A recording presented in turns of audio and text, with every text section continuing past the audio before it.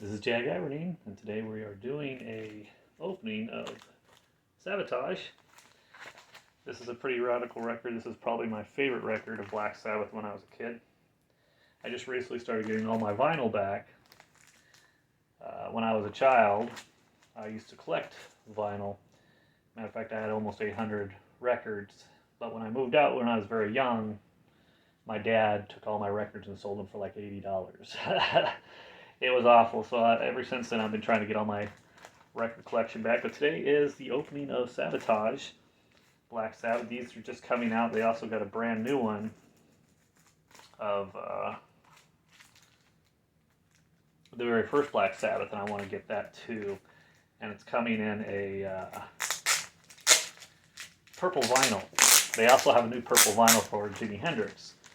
So let's go ahead and open this up and see what we got here. I like this plastic thing. I'm going to keep it because it's always important to try to save your vinyl. And we'll see what's different between the ones we had when I was younger and today. If I had my record collection of yesteryear, I probably would have had a lot of money. I had almost everything. I had all Black Sabbath, Pink Floyd, picture discs of Jimi Hendrix and Led Zeppelin, and I had an amazing record collection. I really did. It would have been worth a lot of money. And I remember when I was about 16, I needed some money. I was just starting to drive, and I needed some gas money. And I remember I sold my Pink Floyd Piper at the Gates of Dawn to a friend for $5. You know, I figured I'd always get it back. And then later on that week, he goes, "You know that picture disc you sent? Well, it wasn't a picture. It was Pink Floyd. It was just a regular Pink Floyd album, Piper at the Gates of Dawn." He goes, "Guy said it was collectible. Gave me $50 for it." I'm like, "Don't tell me that." And I did get it back, but it was fine. But it's gone now. My dad sold it. So I think this used to be one record. It didn't have an opening, but it looks like now they have a new opening.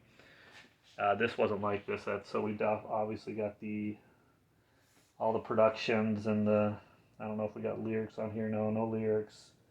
Just all the production of the songs and whatnot. It's very interesting. I like that. So here we go.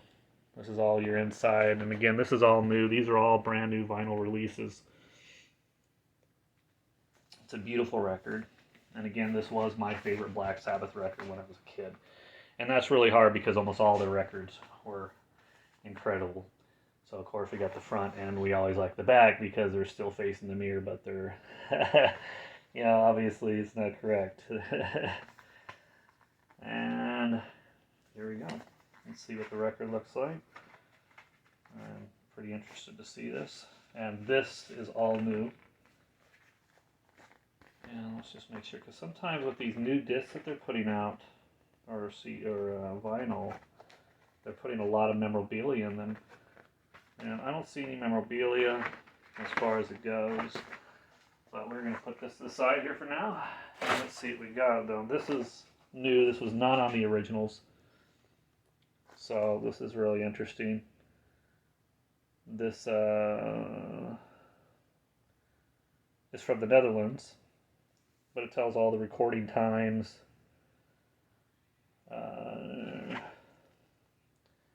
And all the original writing, obviously, probably written by Tony Iommi, I guess.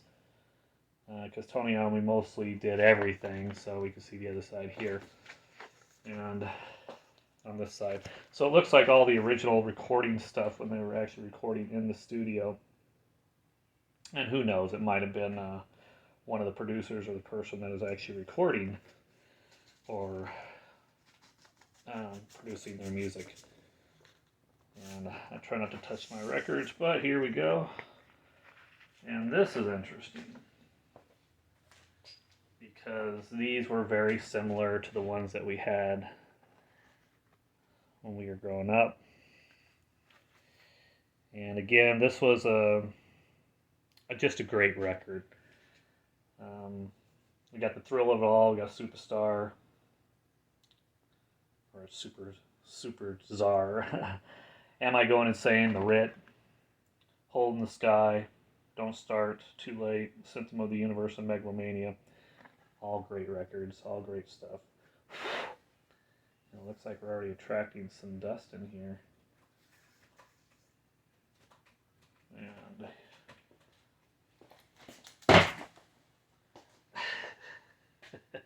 so let's try it out. We're going to go to side one with the thrill of it all. It should maybe...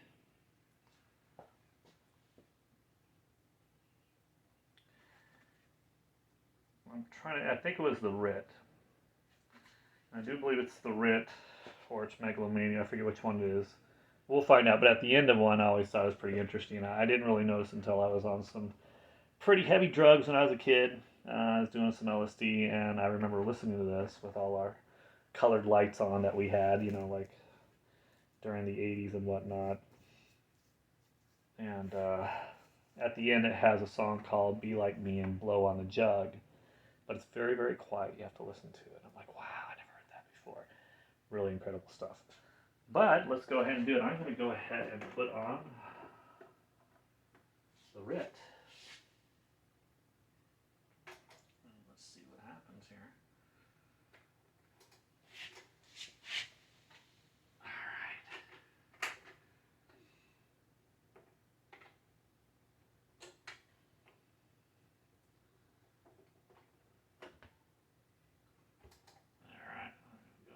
Down, because that is the very last record, or last song on the record. And I don't know if that's it or not. I put the speed on too high.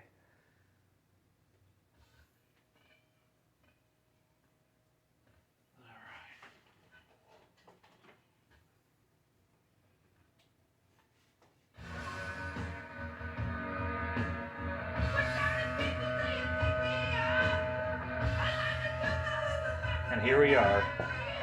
And you can't do any better than vinyl.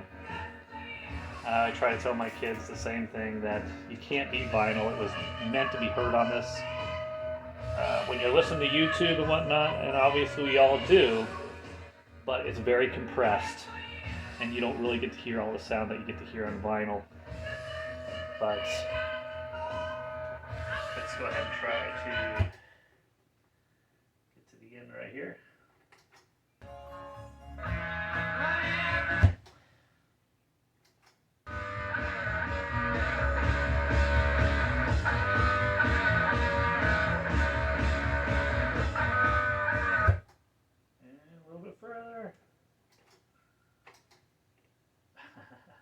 I went a little too far.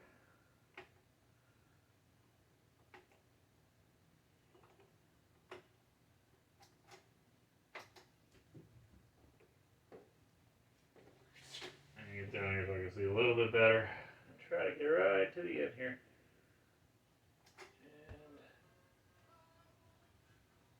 And there it is.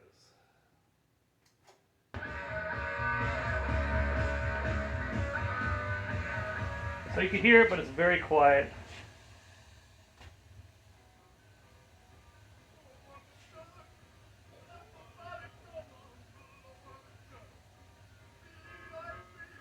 Blow on the jug. I want you to blow on the jug. Everybody be like me and blow on the jug. It's very quiet. You have to turn it all the way up, but it's there.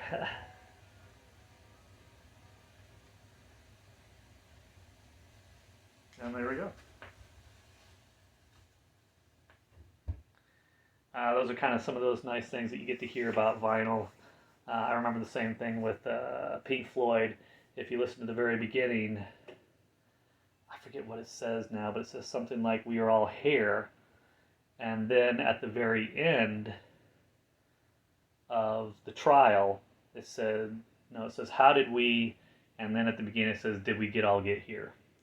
So it's just kind of a neat continuation that the record just keeps flipping over. You know, whatever Roger Waters' ideas was, I don't know. I never really heard of his ideas as to why he did that. But just one of those neat things you find when you're doing vinyl. And I don't think a lot of these compression things on YouTube and whatnot catch all that type of stuff. Well, anyways, that is the opening of Sabotage. And you can go get them now. Actually, at Walmart right now, they are getting a lot of collectible vinyls. I noticed that they started getting a lot of Van Halen in, and you can't beat these types of records. And Van Halen one, I love that record. I remember buying that, and I was about ready to buy at Walmart Jimi Hendrix Experience, but it was like a best hits, I think it was. But it was my very first record that I ever bought, so that's the reason I wanted to buy it, why I wanted to buy it. But it had again, it's a purple vinyl, purple haze, purple vinyl, pretty neat, and it's only like $20. Not too bad considering that most vinyl uh, is very expensive. Usually $30 for a vinyl record now, and that's really hard when you go buy the CD for like $5. But I remember when vinyl started to kind of go its way, and everybody's getting to CDs in the late 80s, and I got my first CD, and actually I still have it. It's a Pioneer, and I'll actually show it to you. I've had it forever. This is one thing I still have from my childhood. It's hard to see, but it's there. It's a Pioneer. It's only one disc, and it cost me $400. That was back in 1986. And everybody was going to CDs, and it was supposed to be a great experience of going to CDs. It was supposed to be like a live performance, and I remember the Science Channel was talking about it when we had cable back in the day. But now everybody's going back to vinyl. Everybody loves vinyl, and you're seeing it more and more in the stores. It's getting more and more traction. We're going back to vinyl again. Unfortunately, when we were kids, all we had was our bedroom, right? And our bedroom was like our little sanctuary.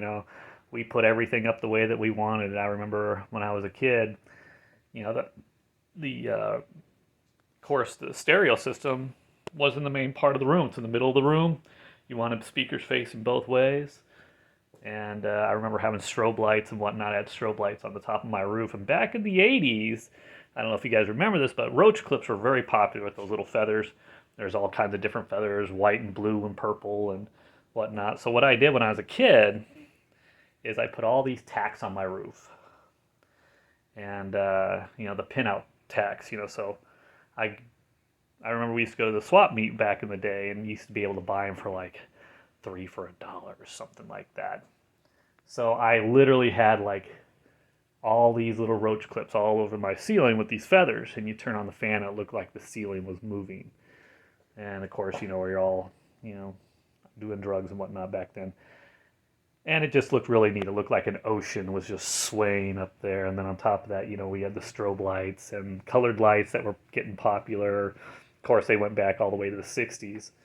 And with colored speaker lights and whatnot like that. Good times. It was our little sanctuary. But now with records, you're older, you got your own house.